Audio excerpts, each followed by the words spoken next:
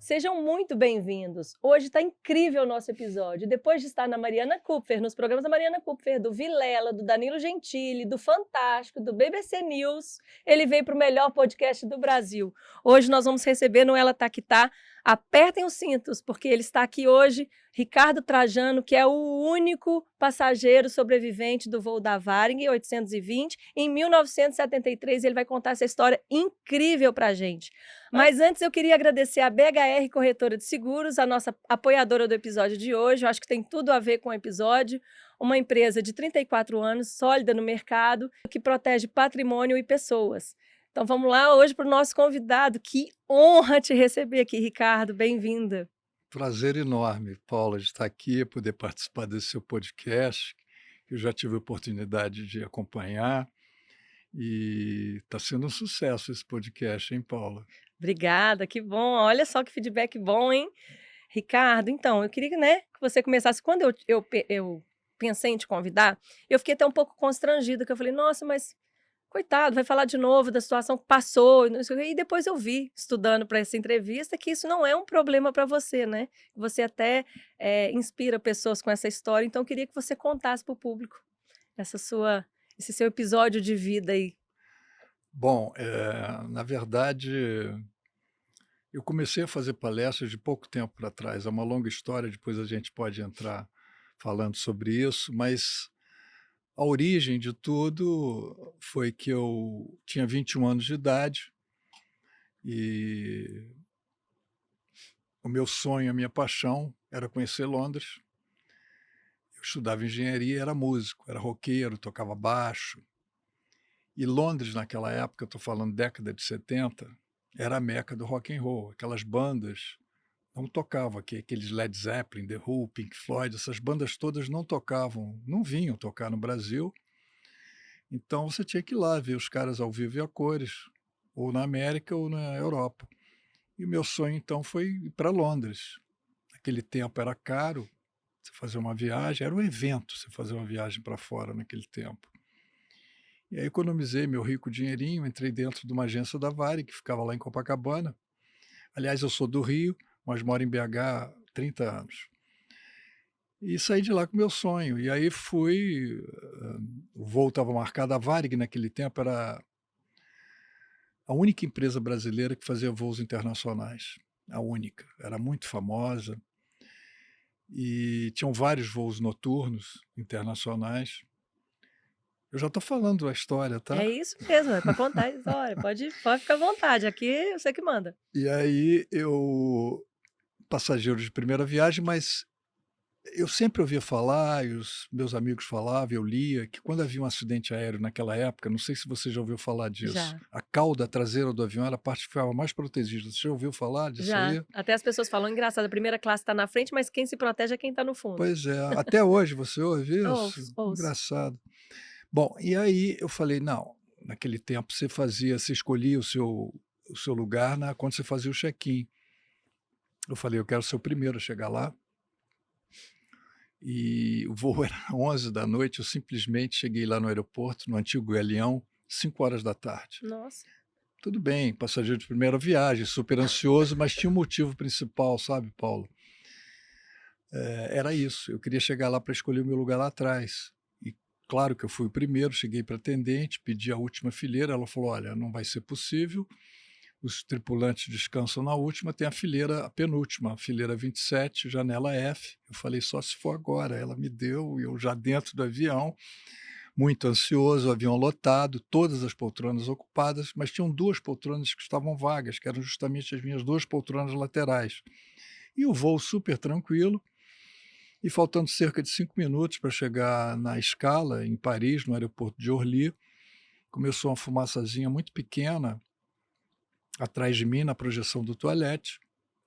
Todos nós já estávamos com cinto e eu, por puro instinto, já tinha visitado a cabine 2 vezes. Naquele tempo você podia visitar a cabine, né? Eu fui andando para frente, tirei meu cinto e o comissário-chefe lá na frente me deu uma bronca, falou, ô garoto, você quer visitar de novo a cabine, rapaz? Volta para o seu lugar, é proibido você ficar aqui andando, nós já estamos chegando. E eu desobedeci, continuei. Quando eu cheguei lá na frente, aliás, tem uma frase do Dalai Lama que me vem muito à cabeça nesse momento, que ele diz: "Aprenda as regras e quebre algumas". E foi exatamente isso que aconteceu comigo. Eu cheguei lá na frente, a fumaça tinha já tomado conta de todo o avião, foi muito rápido, ela foi saindo por todo o revestimento. Você ignorou o comissário e foi para frente, né? Exatamente. E aí, na hora que ele me deu a bronca, não tinha essa fumaça. E foi envolvendo, onde a fumaça, fogo, só que você não viu o fogo, foi envolvendo todos os passageiros, a fumaça, sem que eles tivessem o menor poder de reação. E todos, foram morrendo asfixiados, sentados nas poltronas. E eu lá na frente, na Virou uma ver câmara de gás, virou né? uma câmara de gás o avião. Na verdade, eu não enxergava um palmo na minha frente, parecia que eu estava debaixo da terra, e aí me veio a sensação da morte. Eu falando: "Cara, eu tenho 21 anos, vou morrer", e vem um filme na sua cabeça, de fração de segundo, sua vida, sua família. E eu senti literalmente alguém me abraçando, eu falei: "Nossa, eu não sabia que a morte chegava e abraçava", isso muito rápido. E aí o avião começou a inclinar muito, eu pensei que fosse cair de bico na terra. Eles estavam procurando um lugar para fazer um pouso de emergência, porque dentro da cabine, é claro que havia fumaça, mas menos fumaça, mas os instrumentos eles não enxergavam direito, abriram a janelinha lateral, Nossa. colocaram a cabeça para fora para achar um lugar, porque não dava tempo de chegar no aeroporto, provavelmente ia explodir no ar, e outras coisas que as pessoas perguntam: "Ah, mas e as máscaras?". As máscaras de oxigênio, o duto, naquele tempo era um duto só de oxigênio que alimentava as máscaras. Esse duto foi invadido pelo fogo. E oxigênio com fogo? Virou um maçarico. É. Então, enfim, e aí eu caí no chão, na hora que ele inclinou muito, caí de bruços, e ele conseguiu fazer um pouso de emergência numa plantação de cebolas, e assim que ele Em parou, Paris, né? e Isso em e Paris. e Era uma 5 escala que vocês iam 5 minutos antes de chegar no aeroporto de Orly, em muito Paris. perto. E aí eu apaguei, na hora que ele parou, ele ainda deslizou uns 500 metros sem o trem de aterrissagem, foi um pouso muito bem feito. E assim que ele chegou lá, todos estavam mortos, porque o teto também do avião, aquela fuselagem, sim, foi caindo em chamas, aquelas placas do A gente teto. tem uma foto aí, coloca pra gente, É, Thiago. você vê o avião totalmente sem teto, e esse foi caindo, carbonizando as pessoas, e uma placa Nossa. grande caiu nas minhas costas. Eu queimei muito as minhas costas, tenho queimaduras Ah até lá, nós hoje. temos ali a foto do Exatamente. E para cá também, não parece, mas também está sem teto lá o avião, para aham. trás. Tem mais uma foto, eu acho. É, e e aí essa foto aí que é interessante, porque, os bombeiros chegaram 10 minutos depois, e eu estava estirado aí em frente a essa porta de saída, o primeiro corpo ali era o meu, atrás de mim tinham vários comissários mortos, porque os passageiros estavam sentados nas poltronas. O bombeiro subiu para retirar o meu corpo, pensando que eu tivesse morto, não tivesse com vida, né, e aí eles viram que eu estava respirando, me puxaram pelo cabelo, me colocaram no helicóptero, minutos depois eu estava entrando no hospital, totalmente sem roupa, E aí você não lembra de nada irreconhecível, disso? cheio de fuligem, muito queimado, não me lembro nada disso, eu fiquei em coma 30 horas. E nesse período que eu fiquei em coma, tinha umas pessoas da Varig no hospital e o pessoal falando: "Ah, esse aí é o nosso comissário, é o Sérgio Balbino", porque o Sérgio tinha o meu Porte porte físico. físico, moreno, alto, magro, e eles pensando que eu fosse o Balbino. O Sérgio Balbino tinha morrido, então eu era o Sérgio Balbino e o Ricardo estava morto. Nossa. Então a primeira notícia no Brasil, tem até o comunicado da minha faculdade, colocando lá com uma tarja preta: "Comunicamos o falecimento do aluno do curso de engenharia Ricardo Trajano, Nossa, no gente. desastre aéreo da Varig". E essa foi a primeira notícia no Brasil, né. Quem deu a notícia para os seus familiares? Foram várias pessoas e através também de jornais não, mas de rádio, televisão, eles começaram a entender, algumas pessoas ligando lá para casa, e aí foi um desespero, né, foi Nossa, imagino. desesperador, porque meu pai, foram 123 mortos, Nossa. e era desesperador, porque meu pai já estava encomendando meu sepultamento. Eu estava morto. Minha mãe era a única que falava que eu estava vivo. E as pessoas, meus amigos, falando: "Coitada da mãe do Ricardo, não quer cair na real", eles já estavam lá em casa, o pai dele encomendando sepultamento, Ricardo morreu e ela fica falando que ele está vivo. E aí, nesse período que eu fiquei em coma, 30 horas, o coma, você existe vários, isso depois eu fiquei sabendo, existe vários graus de coma. Você tem um coma profundo, que não era o meu caso, mas você tem outros tipos de coma que você, às vezes, desperta e volta novamente ao coma. Eu acho que, de repente, foi um desses momentos que eu pedi uma folha de papel, Oh, uma que caneta e interessante. comecei a escrever com muita dificuldade meu nome, telefone, endereço. Eu me lembro vagamente disso. A gente tem o bilhete aí. Tem. E aí eu Aí, exatamente, através desse bilhete, coloquei os telefones de casa, o endereço, olha só. nome do meu pai, coloquei papai, Reginaldo, risquei, coloquei nome, coloquei de novo o endereço.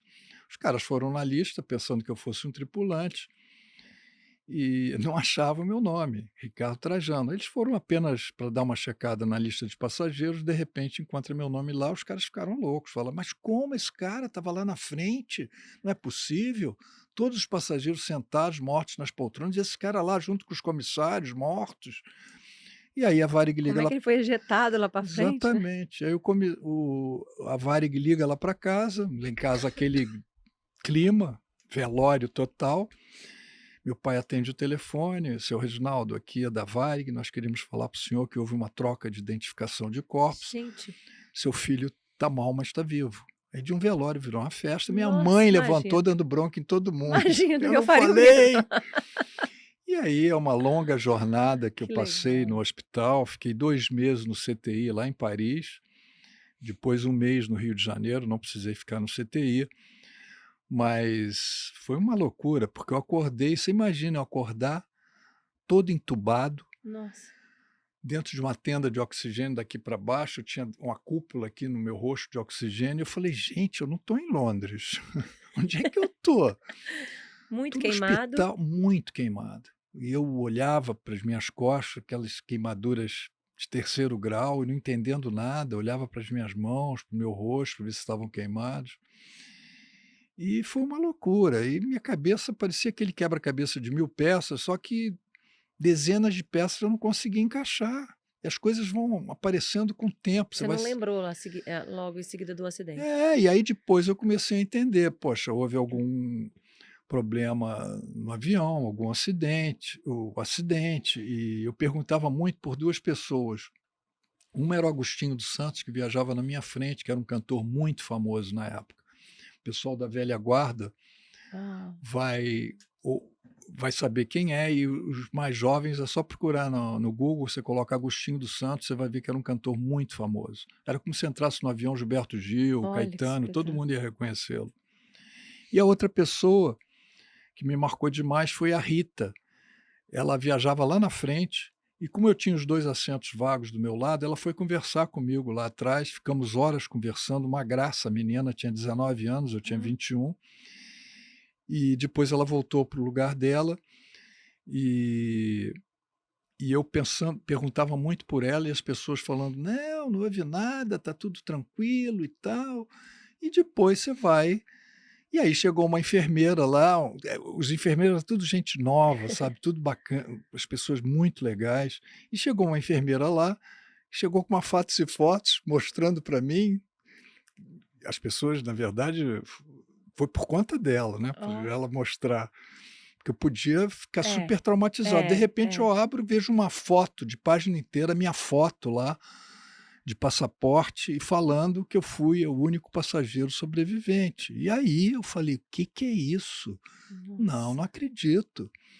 E aí você começa, a sua cabeça começa a ficar a mil. Graças a Deus eu comecei a pensar muito positivo sobre isso, porque o meu estado de saúde, Paulo, era caótico. Desacreditado, né? Depois que eu fiquei sabendo, né, depois eles comentaram, a minha primeira radiografia de pulmão, atestado de óbito. Os caras olham para a primeira radiografia e falam: "Ah, esse cara aí já morreu", os médicos, né.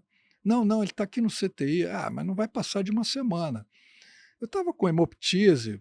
Hemoptise é a infecção dos brônquios, que fazia com que eu expelisse pela boca todo aquele sangue envenenado. Eu estava com edema pulmonar generalizado, como se fosse um fumante inveterado. e febre constante, 40 graus, dezenas de Foi transfusões de muito o que sangue. aconteceu na Boate Kiss, né? Exatamente, só que foi lá no ar, exatamente Nó. isso.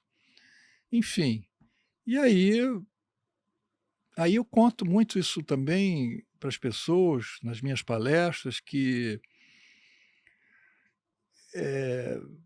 eu fiquei num CTI bem debilitado, eu já estava bem debilitado, dentro daquele ambiente pesado, conturbado, que é uma UTI, uma CTI, mas eu procurava extrair dentro daquele ambiente que eu falei para você que era pesado, as coisas boas que me rodeavam, sabe, Paulo? Eram coisas aparentemente banais, mas carregadas de uma força, de uma energia que me alimentavam enormemente, que me davam forças para lutar pela vida que parecia estar próxima do fim. E essas Você ainda estava coisas, lutando, né? Você ainda estava no campo de batalha, né? total. E essas coisas eram tipo, meus pais, por exemplo, eu falo isso muito nas palestras. A Varig enviou passagem para meus pais estavam no hospital, não podiam entrar no CTI, e eles faziam todos os dias cartazes para mim, Ai, que fofos. escrevendo: "Vamos lá, Ricardo, força, Ricardo, Ricardo, você vai sair logo daí", frases bobas, eu falando aqui para você agora, mas que para mim eram frases de muita fé, muita esperança, muita energia. Eu ficava esperando todo santo dia uma frase diferente para eu ler. A enfermeira chegava 4 horas da tarde, Ai, que tinha um bom. reloginho que eu olhava, ela chegava lá com um cartazinho. Quando ela atrasava 5, 10 minutos, eu ficava louco. Eu falei, gente, eu quero ler essa frase de hoje. Ela chegava lá atrasadinha, eu lia aquilo. Era meu alimento de vida, Espetáculo. Paulo, o tempo todo. Da mesma forma, cartas que eu recebia. Naquele tempo eram cartas, dezenas de cartas que eu recebia, a maioria de pessoas que eu não conhecia, e me mandando força. Aí você começa a ver esse outro lado do mundo, né? O que tem de gente afetuosa, generosa, solidária, pessoas que você não conhece te enviando força. Falei, espera aí, o que é isso? Esse mundo ainda tem jeito. Não, e eu achei isso incrível, porque as pessoas se deram o trabalho de escrever cartas, porque hoje pela internet o Ah, hater vai lá e te xinga num minuto, exatamente, né? isso. Mas o elogio, a pessoa se dá o trabalho. Uma vez eu vi até uma atriz falando disso, que escrevia para a Rede Globo, né? Então, a pessoa se dá o trabalho de sentar, escrever uma carta do Brasil e enviar para Paris, né? Exatamente. Para que você pudesse se sentir abraçado, pessoas que você não conhecia, um parente, a gente entenderia que era uma coisa normal, mas incrível essa atitude dessas pessoas que você não te conheciam, né? Exatamente. Até mesmo de outros países eu recebia cartas também. Incrível. E eu comecei a ver esse outro lado do mundo. Você falava assim: "Gente, não acredito". E aí tem aquela história de um amigo meu, esse outro lado do mundo, eu vou contar uma história que esse amigo meu, eu encontrei com ele 1 ano depois, no meio da rua, no Rio, 1 ano depois do acidente, e esse cara sempre teve um lado espiritual muito forte, um cara fora da curva. E "Ô, Ricardo, eu queria saber aqueles momentos de aflição, eu sei que você não tem problema de falar", e contei para ele, e no final eu disse: Nelson, eu senti alguém me abraçando". Deus segurando a sua mão Eu não ali, sei né? se eu falei isso para você antes Não. daquela agonia que eu passei, e no final eu senti alguém me abraçando. Eu Sim, falei: você "Gente, falou. eu não sabia que a morte me dava um abraço", eu falei para ele. Aí ele falou: "Ricardo, não era a morte te abraçando, Meu era a Deus. vida te É. protegendo, era a mão de Deus, era o Eu seu anjo arrepiei. da guarda". Eu falei: "Nelson, mas que coisa louca". Ele falou: "Pois é, Ricardo". E sabe, sempre vejo o outro lado da moeda. A gente está acostumado a ver só um lado: "Ai, a morte, ai, não vai dar certo, ai, que trabalho chato, ai, esse cara é eu tenho que mudar de cidade". Vira, cara, vira sua moeda, que você tem jeito para tudo, menos para a morte, evidentemente. Isso foi uma lição de vida que eu falo isso nas palestras com muita gratidão e muita emoção. E, na verdade, eu recebia fitas cassetes, não sei o pessoal se vai lembrar, que naquele tempo eram os bolachões, os É. discos, os LPs, lado A, lado B, você ouvia na agulha, e as fitas cassetes. Meus amigos me mandaram dezenas de fitas Ai, que cassetes, legal. falando mensagens, colocando músicas, e um enfermeiro me prestou um gravador cassete, só que eu estava no meio de CTI, eu falei: "Gente, como é que eu vou ouvir isso?". E aí te mandei até aquela foto que Foi, a eu gente tem aí. coloquei no Gente, estetoscópio. o inventor do Walkman. Foi, eu através do estetoscópio eu via as músicas, e eles mandando mensagem. Maravilhoso. Eu até brinco, porque eu fui o inventor do Walkman hospitalar. O Tinha que ter Morita, patenteado, hein, Ricardo? o Morita da Sony lançou aquele Walkman que bombou no Aham. mundo inteiro no final de 70 para 80. Aí, ó. Mas eu E o digo, acidente foi em 73, então eu digo sempre, Paula, que de tudo isso que eu acabei de falar para você, coisas aparentemente banais, né? Eu chego à conclusão que todos nós, você, eu, todos nós que estão assistindo esse podcast, nós somos seres essencialmente simples, essencialmente. A nossa natureza é simples, não importa quem você é, de onde você veio, ou de repente vem aqueles caras chatos, nariz em pé, apontando o dedo, falando: "Ô, meu amigo, você sabe com quem você está falando?" arrogância. E aí eu digo sempre um provérbio chinês que diz o seguinte: o rei, numa partida de xadrez, independente do seu resultado, o rei e o peão são guardados na mesma caixinha. Meu amigo, deixa essa sua arrogância de lado, porque quando você for lá para baixo, junto com as outras pessoas, você vai ser igual a qualquer um. Então para com essa arrogância. Então eu digo que a nossa essência, a nossa natureza, sabe, Paula, é simples. São as pessoas que mexem com a gente, que nos contagiam, que nos inspiram, que nos emocionam. Não são coisas materiais, eu sempre digo isso. É claro que a gente se empolga com determinadas coisas materiais, evidente, mas você vai ficar empolgadinho 1, 2, 3, 4, 5 anos, depois isso passa. Eu É. digo sempre que é que nem É você tudo sobre pessoas. Tem sobre. uma grande amiga que eu admiro muito, a mãe dela até teve no podcast, a Gabi Salles. Eu falo muito dela aqui, porque é uma família muito amada para mim. E ela fala, hoje ela trabalha com marketing digital, ela fala, é tudo sobre pessoas. Porque você para pensar, Ricardo, esse diferencial da enfermeira que foi lá, te levava bilhetes. Ela tá fazendo mais do que o trabalho dela, né? Exatamente. Ela levou.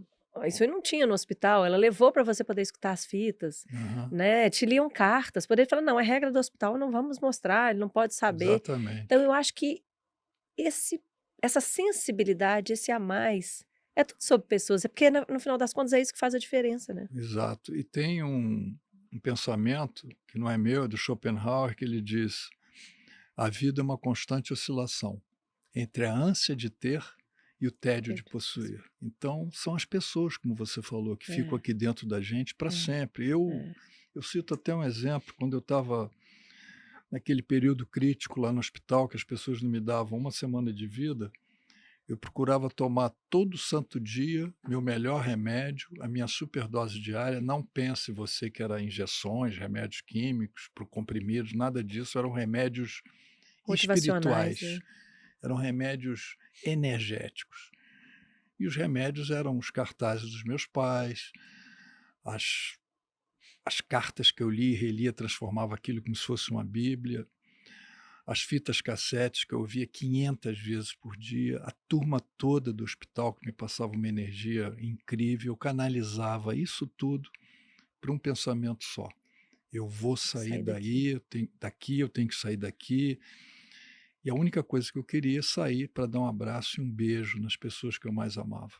E essa primeira pessoa que eu dei um abraço e um beijo foi no meu médico francês, Ah, que Dr. espetáculo. Pierre Guénat.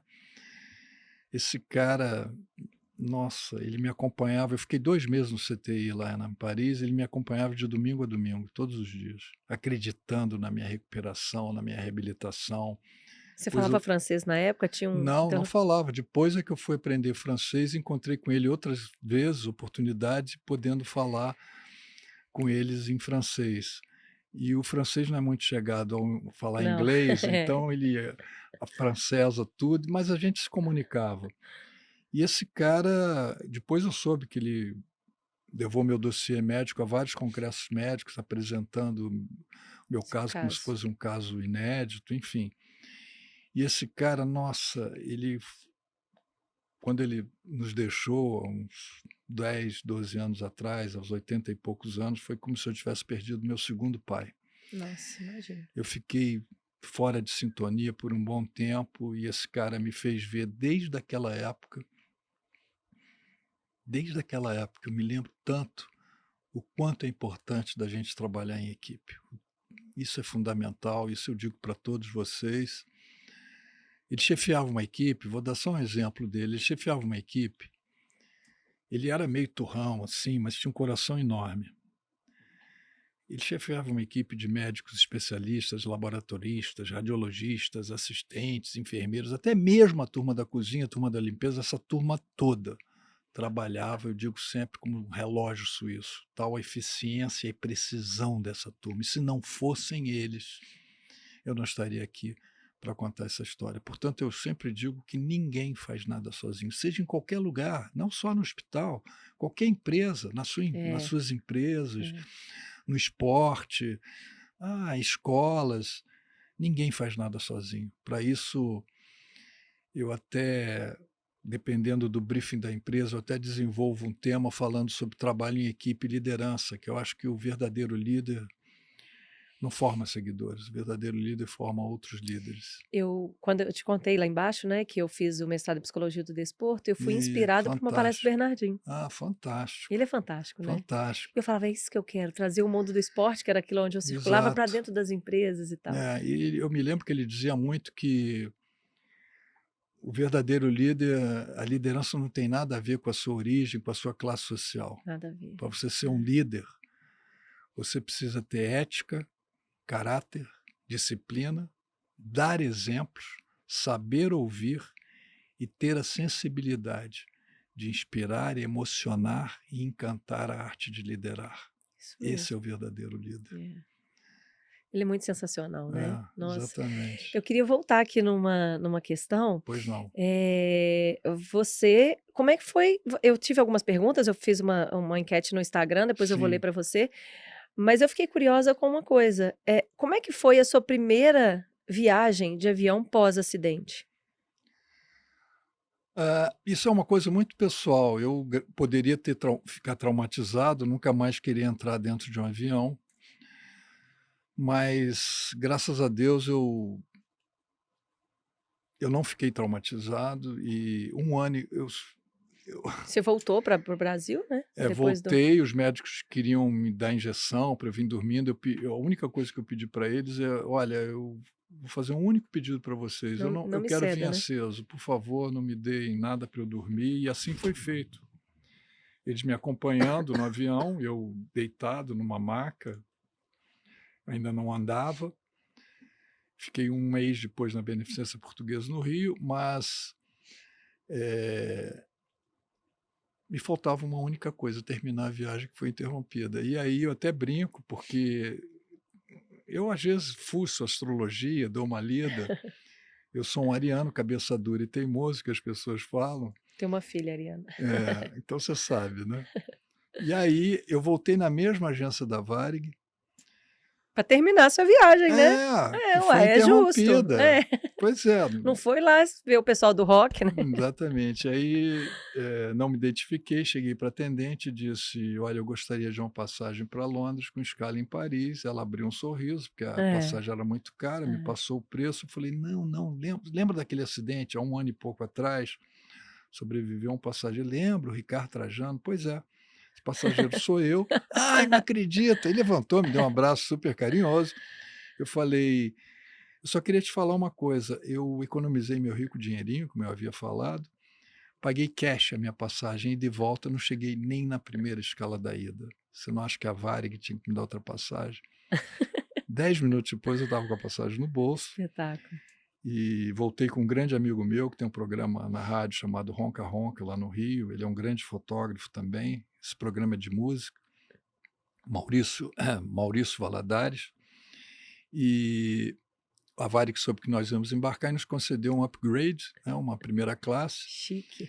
chique, e era chique mesmo na época, uma primeira classe da Varig, e eles serviam para a gente antes do avião decolar, champanhe, uísque, vinhos, enfim. E nós tomando todas, eu e Maurício, e o avião decolou, o Maurício muito nervoso lá em cima, falou: "Ricardo, eu vou te confessar uma coisa, se você levantar dessa poltrona, mesmo que você for no banheiro, eu vou atrás de você". E foi isso. E eu até brinco com ele hoje, ele morre de rir, mas lá na época ele estava verde, amarelo, estava de tudo quanto é cor. E eu digo sempre que, sabe Paula, nossas vidas podem mudar a qualquer momento, É sabe, momento. de uma hora para outra, quando a gente menos espera. A gente nunca acredita que as coisas possam acontecer com a gente, não é verdade? É verdade. A minha vida mudou em 3 minutos dentro de um avião. Portanto, eu digo sempre o seguinte, esse pensamento é de um roqueiro, do Jim Morrison, que era vocalista da banda The Doors, morreu com 27 anos, por acaso foi enterrado em Paris, lá no Père Lachaise, e ele faleceu em 71, e esse pensamento me acompanhava desde a época do CTI, dizia o seguinte, o como é que era o pensamento? Nunca se dê por vencido, porque quando você pensa que tudo acabou, é o momento onde tudo recomeça. Que E espetáculo. muito em cima desse pensamento, Paulo, eu tenho certeza absoluta que é possível recomeçarmos a vida sim. Quantas vezes for preciso, né, Ricardo? Após essa tragédia que eu passei, após fracassos que a gente passa, frustrações, decepções, traumas que a gente passa pela vida, passamos sim, claro que a gente passa, até a morte de entes queridos, de amigos, é possível sim recomeçarmos a vida. Em cima disso eu digo que eu, Ricardo, vivo o presente. É claro que o passado foi importante para nós, todos nós, a gente aprendeu com essas tristezas, com esses fracassos, alegrias também, mas eu não fico remoendo o passado, eu digo sempre que o futuro, a gente não sabe o que vai acontecer nesse mesmo horário amanhã, mas a gente ficar muito apegado ao passado, eu sempre falo que é uma ponta da depressão. É. Eu digo só para não confundir esse passado que eu falo, esses apegos com saudade, não é isso. Saudade, eu digo sempre que é algo bom que passou pela gente. Tem uma definição de saudade que eu adoro, que é até do Rubem Alves. Maravilhoso. Ele diz: saudade é o bolso onde a alma guarda aquilo que perdeu. Então são outras picuinhas. Ah, por que que eu conheci aquela pessoa? Por que que eu não mudei de cidade? Por que eu perdi tanto dinheiro? Meu amigo, se você fica pensando nisso até hoje, Você não você vai para não frente, vai né? para frente. Então, eu digo sempre que a depressão que tem cura, que tem tratamento, é o excesso de passado. Assim como o futuro, a ansiedade é o excesso de futuro. Eu digo sempre que nós temos uma eu criei essa unidade da vida, a gente tem várias unidades, né? Medir tamanho e tal, mas a gente tem uma unidade da vida, nós temos, e essa unidade se chama o nosso dia, nosso presente, as nossas 24 horas. Verdade. É, Que lindo. é. E é por aí. Maravilhoso. Aham, Bom, eu tenho que segurar para não me emocionar aqui, né, Ricardo? imagino. Eu vou colocar aqui as perguntas do pessoal, que eu Claro. até agradecer, viu, quem participou no Instagram, vou ler os nomes aqui, porque eu tinha dito que iria ler. Que ótimo. Só um minutinho. Tivemos algumas curiosidades que eu acho que é bem comum, acho que, né, todo mundo tem essa curiosidade da pessoa que está ali no momento, o que que passa na cabeça. Aham. A Fernanda Lazeri, um beijo, querida Fernanda, maravilhosa. Filha do Paulinho, que eu comentei com você recentemente, Uhum. falecido 1 ano antes do meu pai. Aham. Ela perguntou: o que passou pela sua cabeça quando você viu que o avião ia cair? Você chegou a perceber que ele estava caindo? Pois é, a minha impressão, quando ele começou a inclinar muito, a minha impressão é que ele estava já quase 90 graus, porque eu não consegui ficar em pé, eu caí. Ele devia estar muito, o ângulo muito inclinado.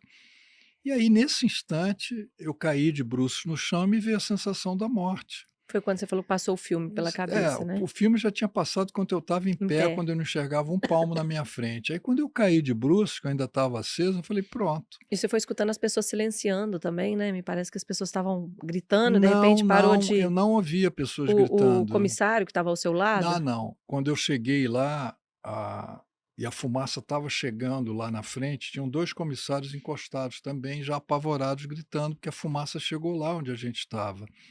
E chegou a um ponto de eu estar do lado deles e não enxergar mais Nossa. eles. Eles provavelmente tinham parado, provavelmente não, eles tinham parado de gritar e eles Tinham morreram, aspirado esses muito. 2 comissários. E então a sensação é muito louca, porque é muito rápido e eu me despedindo da vida. Aquilo que eu Nossa. te falei, eu senti a morte me abraçando, que na verdade não era morte, Mão de era a Deus, vida né? me A vida te protegendo. protegendo. Exatamente. A vida te dando uma segunda chance, É né? isso aí. É o famoso confia. Confia. A Fernanda também perguntou o que vai fazer de diferente nessa segunda chance de vida? O que você tem feito de diferente nessa segunda chance de vida? Deixa eu te falar uma coisa, eu ficava me perguntando muito, quando esse amigo falou que era a mão de Deus me abraçando, eu falei: "Mas por que ele não abraçou as outras pessoas? Por que Isso deve só ser eu?". um conflito. Um conflito total. É a mesma coisa de você ficar pensando assim: "Quem sou eu, Paula? É, na Quem fila sou do eu, pão para ser a Ricardo? a que foi salva, né.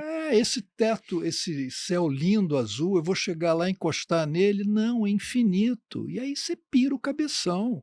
Você começa a ir a fundo nessas coisas, nessas perguntas. E Imagino. aí, Paula, quando eu comecei a fazer as palestras, eu fui entender que é tão gratificante a troca que eu tenho com as pessoas, eu fui entender que era uma missão, um propósito que Deus me deu de poder fazer essas palestras que eu quero fazer para o resto da minha vida. Se eu continuar a falar aqui, eu vou começar a chorar, emocionado, porque é verdade. E aí eu me acalmei mais, eu falei: "Gente, agora que eu estou entendendo isso.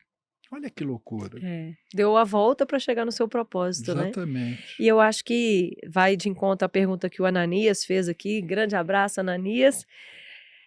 Como toda a sua experiência afetou a sua fé?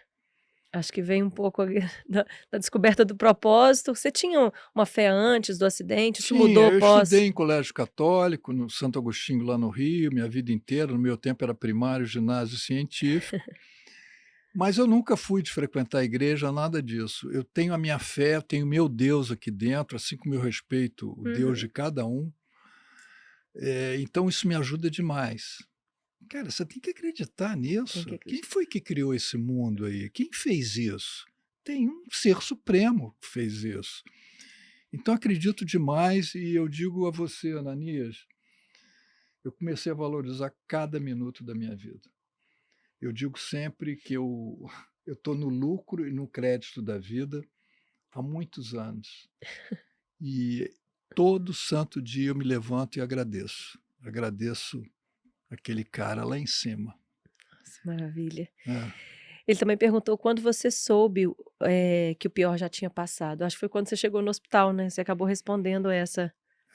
O Ananias, que É. o Ananias, você imagina eu acordar no hospital, todo entubado, e eu falar assim: "Gente, eu estava indo para Londres, onde é que eu estou aqui? Estou no hospital", e você começa a pensar, eu digo sempre, as minhas pecinhas do quebra-cabeça começam a ser encaixadas aos poucos. Se você me perguntar hoje: "Teu quebra-cabeça está completo?", não, me faltam algumas pecinhas ali, para eu encaixar essas peças. Da mesma forma, o Ananias, que eu conversei com alguns tripulantes, escaparam, né, a maioria estavam dentro da cabine. E eu conversei há uns 7 anos atrás, antes até de começar a fazer as palestras, com aquele comissário que me deu a bronca para eu voltar. Ele sobreviveu, né. Ele sobreviveu e o Ivan Santana, que escreveu o livro Caixa Preta, me deu o contato dele, e nós conversamos pelo Skype, e a primeira coisa foi um momento muito emocionante. A primeira coisa que ele falou comigo foi: "Poxa, Ricardo, ainda bem que você me desobedeceu, senão você não estaria aqui hoje". Ele foi falando coisas, sabe, Ananias, que encaixava, aquela pecinha que estava aqui na mesa encaixava na minha cabeça, eu falava: "Puxa, exatamente foi isso". E é isso, Nossa. A Eliliane, um beijo, Eliliane, você participa sempre muito também. Qual o seu sentimento por ser escolhido, é aquilo que a gente falou, né, por hã. mais uma oportunidade de vida? Pois é, Eliane, eu falei antes que depois que eu comecei a fazer essas palestras, eu comecei a entender que eu tinha uma missão, um propósito de vida, que era fazer essas palestras e ajudar muitas pessoas. Eu respondo todo mundo no Instagram, e tem várias pessoas que eu me comovo, eu me emociono, das pessoas falando sobre várias coisas, e é essa a minha missão. Quero fazer isso para o resto da minha vida, que Deus me dê saúde. Nossa, lindo. A Renata Lima também já esteve aqui no podcast. Rê, grande abraço. É uma terapeuta maravilhosa, psicóloga, trabalha com PNL, incrível ela. Ela perguntou que, ao se aproximar da morte, quando você percebeu, né, que o avião ia cair, que você sentiu que a vida estava te Uhum. abraçando, né? Na verdade, a morte na É. época. O que você temeu?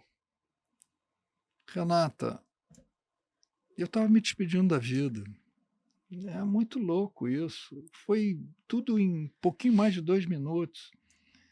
Então, a única coisa que me veio à cabeça foi a minha vida inteira, minha família, eu falando: "Eu estou com 21 anos, vou morrer", e sentir essa morte me abraçando, que na verdade não foi a morte, era a vida me protegendo, e foi isso que eu senti. Não teve muito tempo para eu raciocinar mais, sabe, Renata? E para finalizar, a Thaíse perguntou o que a vida passou a significar para você. Ai, minha vida passou a ser um presente que Deus me deu, cheio de propósito, de significado, sabe, Paula? Como é que é o nome dela? Thaíse. Thaís, passou a ser isso. Eu comecei a valorizar cada minuto da minha vida e comecei a me encontrar muito fazendo essas palestras, que no fundo, a primeira vez que eu fui fazer uma palestra, eu nem sabia que eu ia fazer uma palestra, foi por acaso, e era como se eu estivesse num grande divã falando para as pessoas. Eu não levei nada, não levei roteiro, não levei absolutamente nada, eu jamais imaginaria fazer palestras.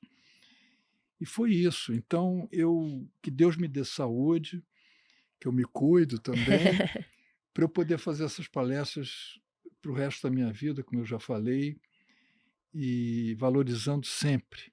E ter gratidão pelas pessoas, ajudar as pessoas. Eu digo sempre que o sentido e o propósito da vida, a gente é o nosso pilar principal, né? O sentido e o propósito da vida. A gente tem que estar sempre evoluindo. E a evolução, eu digo, é o nosso pilar principal do sentido da nossa vida. Eu digo que para a gente poder evoluir, a gente tem que sair dessa zona de conforto, que eu digo sempre que é um apelido bonitinho que deram para preguiça. É. Então saia dessa zona de conforto, sabe? E evolua. Procure usar outros circuitos que estão no nosso cérebro, Paulo, que são pouco utilizados. Que circuitos são esses? Da empatia, da gentileza, da gratidão, da satisfação, da generosidade, da solidariedade e o circuito da compaixão. As pessoas falam muito sobre isso, sobre essas Mas não virtudes, praticam, né? não praticam, exatamente. E o Rubens, querido Rubem Alves, diz o seguinte: milho de pipoca que não passa pelo fogo será sempre milho Milho. de pipoca. As grandes transformações acontecem quando a gente tem que passar pelo sufoco, pela pressão, pelas dificuldades e aí nos transformarmos numa belíssima pipoca, Lindo. né? Pulei uma pergunta aqui importante também, a Nádia. Nádia, minha prima, um beijo, Nadinha. O medo te desesperou ou te congelou? Você sentiu medo? Obviamente. Não Não? senti, não senti Jura? medo. Não deu tempo, né? Mas não deu tempo, eu apenas Desculpa. comecei a me despedir da vida, mas sem medo e recebendo aquilo, sei lá, não deu muito tempo para pensar, sabe, Nádia? Então, Você teve a sensação de câmera lenta? Uma vez eu me envolvi num acidente na estrada indo para o Rio de Janeiro. aham, E eu tive essa sensação de paralisia, assim, eu fui batendo devagar, sabe? Parecia um slow motion, assim. foi, Você teve essa exatamente, sensação de câmera lenta? tive também. É, E de passar sua vida toda, um flashback em é, fração de segundos, sua vida inteira, seus amigos, sua família, e falar: "Cara, eu vou morrer, me despedindo da vida".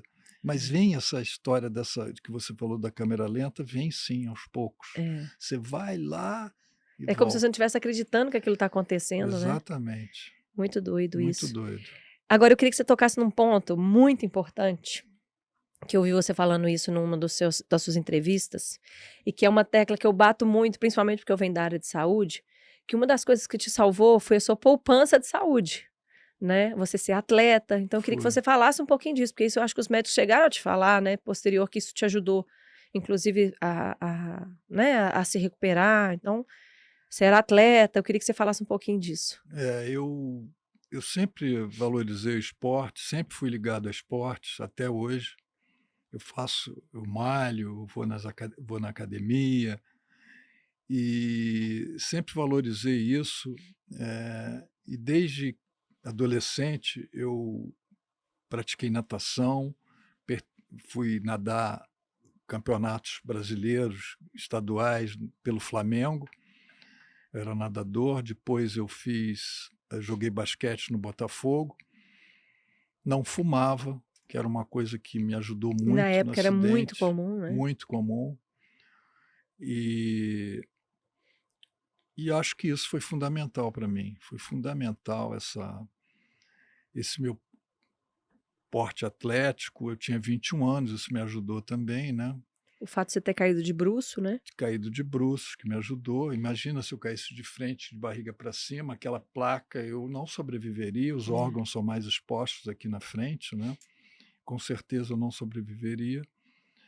Então, é interessante que a vida, cada momento da nossa vida a gente tem que valorizar. Eu estou aqui conversando com você, a gente vai ficar conversando mais 10 minutos, de repente eu vou sair, evitar um acidente de carro, porque eu fiquei aqui mais 10 minutos, e a vida é isso. A gente nunca acredita, como eu falei. Eu vou contar um caso interessante. Eu falo muito sobre destino lá na palestra, mas o destino eu digo que são 2 pontos distintos. O primeiro são as pessoas que acreditam que nasceram com um destino já traçado, que eu respeito essas pessoas, mas são aquelas pessoas que de repente ficam em pé, sentado no sofazinho da casa, Esperando esperando as acontecer, né? coisas acontecerem, cair no colinho. Eu digo até brincando que essas pessoas deveriam atravessar a rua sem olhar para os 2 lados. Por que você vai olhar? O destino já não está traçado? E o outro ponto que eu digo, que eu me coloco junto com esse, que são as pessoas que acreditam que pode mudar o seu destino a qualquer momento, através das suas escolhas, através das suas decisões. O livre-arbítrio, né? Livre-arbítrio. Mas, quando não dependesse desses 2 pontos distintos, dependesse de você estar no lugar exato, na hora exata. Eu li há pouco tempo, agora, no sábado, naquele acidente trágico, sexta-feira, que um veterinário não conseguiu entrar no avião, porque ele estava numa reunião, acabou ficando mais tarde numa reunião de trabalho, voltou para casa para se arrumar, para ir para o aeroporto, a filhinha dele pediu para ele contar uma historinha para ela, aí ele pegou o carro, um trânsito danado, sinal fechando, foi estacionar o carro no aeroporto, difícil de arrumar vaga, chegou lá para pegar o avião, tinha perdido o voo. E um rapaz, eu recebi um telefonema, essa história de estar no lugar exato, na hora exata, como eu falei desse veterinário, eu recebi um telefonema de um paulistano: "Ricardo, aqui quem está falando é seu xará", um mês antes da pandemia, fevereiro de 2020. "Aqui quem está falando é seu xará, Ricardo, eu moro em São Francisco, Estados Unidos, há 20 anos, mas sou de São Paulo, capital. E eu queria falar uma coisa para você que eu tenho certeza que você não sabe o que aconteceu na época do seu acidente". Eu falei: "Xará, mas o que foi?" Ah, Eu isso é conheço maravilhoso. eu Ai, conheço 2 pessoas que iam embarcar no seu voo, na última hora não puderam. Eu falei: "Mas como?" Eles estavam, porque o voo internacional partia do Rio. O pessoal do São Paulo pegava a ponte aérea para pegar o voo internacional. E esses caras chegaram atrasados para pegar esse voo da ponte aérea que pegaria o meu voo, e o sujeito da Varig falou: "Olha, infelizmente vocês não vai dar tempo, o avião estava lotado, mas eu estou vendo aqui na passagem de vocês que vocês não vão para Londres, vocês vão fazer uma conexão em Paris para pegar outro voo para ir para Roma". E a Varig tinha milhares de voos que saíam, 2, 3 horas depois ele falou: "Olha, eu posso recolocar vocês num voo que vai fazer Rio, Madrid e deixa vocês direto em Roma". Eles falaram: "Poxa, ótimo, a gente nem vai precisar fazer essa conexão". Eu falei: "Xará, mas o que é isso?". Ele falou: "Pois é, acontece que essas 2 pessoas, uma era minha tia e a outra era a minha mãe, que estava grávida de mim e colocou o nome de Ricardo em sua homenagem". Eu muito eu emocionado, tô logo em arrepiando. seguida eu falei: "Xará, ainda tem mais um detalhe, o avião estava Lotado. lotado e tinham 2 poltronas vagas do meu lado, eram as únicas poltronas vagas no avião, e essas poltronas com certeza era da sua tia e da sua mãe. E Foi se a um erro sua da mãe pessoa. tivesse viajando do meu lado grávida, na hora que começou aquele fumaçazinha que eu tive o ímpeto de sair imediatamente, talvez por não incomodá-la, eu ficasse ali mais um pouco. E se eu ficasse ali mais um pouco, eu não estaria hoje para contar essa história e nem você, Xará. Nossa E aí eu senhora. faço essa pergunta para vocês: isso é o destino, isso é o acaso ou isso é uma força divina? Isso é uma força divina. A minha resposta. Pois é. Nossa, muito incrível. Eu sempre fico muito sensibilizada com essas histórias do "e se", as É. pessoas que escapam, né, tiveram algumas situações agora no World Trade Center, eu tive a possibilidade de ir lá no memorial, é Aham. impressionante, coisas de milésimos de segundo, Uhum. e é muito daquilo que você falou, né, Ricardo, você também respeitar aquilo que está acontecendo naquele seu dia. Pegou um trânsito, igual eu te falei, né, eu peguei um trânsito para vir para cá, estava Exatamente. preocupado se eu não conseguir chegar, e eu não vim estressada, eu pensei: "Eu vou com calma, porque esse trânsito pode estar me evitando um acidente". Falei: "Vou lá Exatamente. entrevistar o Você Ricardo". pensou nisso? Posso, eu falei: "Eu não posso chegar lá pensando nisso, porque eu já tinha escutado, né, parte do seu depoimento, falando porque, nada é por acaso, a gente tem que confiar aí nos desígnios de Deus, né". Exatamente. Ricardo, eu assim, por muitas vezes durante o nosso bate-papo, gente, vocês que não estão aqui, vocês não conseguem enxergar o brilho dele, sabe? Ele é uma pessoa extremamente iluminada, Obrigado. carismático, ele é leve. E assim, por muitas vezes durante o nosso bate-papo eu tive vontade de levantar e te abraçar. Então eu vou encerrar o nosso bate-papo aqui. Sigam o Ricardo. Eu quero mostrar a foto dele no TEDx. Coloca aí, Tiago. Ah, que legal. Ele agora é palestrante, ele agora encontrou esse propósito, né? Quem quiser chamar o Ricardo para palestra, só chamar pelo Instagram, né, O Ricardo? Instagram é Ricardo Chust, CHUST Trajano. Isso, vai aparecer aí embaixo, olha lá, apareceu. Vai aparecer o meu, obrigado ali e vai aparecer no Instagram o meu contato WhatsApp, que eu moro aqui em Isso. Belo Horizonte, 31 991 42 7549. E meu e-mail, que é ricardoctrajano@gmail.com. Se vocês quiserem, né, levar essa história e eu não sei se vocês perceberam, mas muito além da história de experiência de vida que ele trouxe pra gente, tem todo a lição que ficou disso. E eu acho que isso foi a parte mais bonita que ele trouxe. Então eu estou assim ansiosa para encerrar esse programa. Obrigada por vocês que ficaram até aqui. Curtam, compartilhem, vão ao Instagram, né? Deem um feedback sobre o que vocês acharam sobre isso. Comentem aqui no vídeo do YouTube. E eu preciso levantar para dar um abraço no meu convidado. Obrigada, Ricardo. Obrigado, eu que agradeço. Eu vou segurar, grande gente. Eu não tô beijo. aguentando aqui. Valeu. Obrigada, Foi um valeu. prazer enorme.